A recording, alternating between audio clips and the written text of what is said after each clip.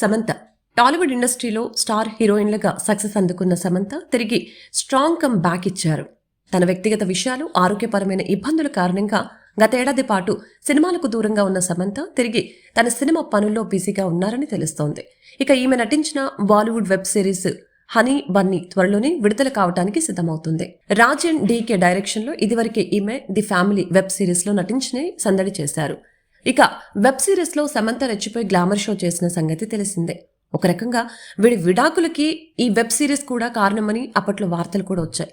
అయితే తాజాగా మరొకసారి రాజన్ డీకే డైరెక్షన్లో ఈమె బాలీవుడ్ నటుడు వరుణ్ ధావన్తో కలిసి హనీ బన్నీ అనే వెబ్ సిరీస్ చేశారు. తాజాగా ఈ వెబ్ సిరీస్ నుంచి ట్రైలర్ విడుదల చేయగా ఇందులో సమంత బోల్డ్ సన్నివేశాలలో నటించారని స్పష్టంగా కనిపిస్తోంది.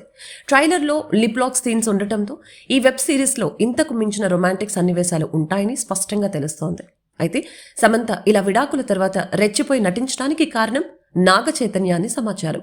నాగ చైతన్య నటి శోభిత మాయలో పడటం వల్లనే తనకు విడాకులు వచ్చాయని, అందుకే సమంత తన అందచందాలను ఆరపోస్తూ తన మాజీ భర్తపై ఇలా ప్రతీకారం తీర్చుకుంటున్నారని తెలుస్తోంది. ఏదేమైనా హనీ బన్నీ అనే వెబ్ సిరీస్ ద్వారా సరికొత్త సమంతను చూపించబోతున్నారని ట్రైలర్ ద్వారా స్పష్టంగా తెలుస్తోంది.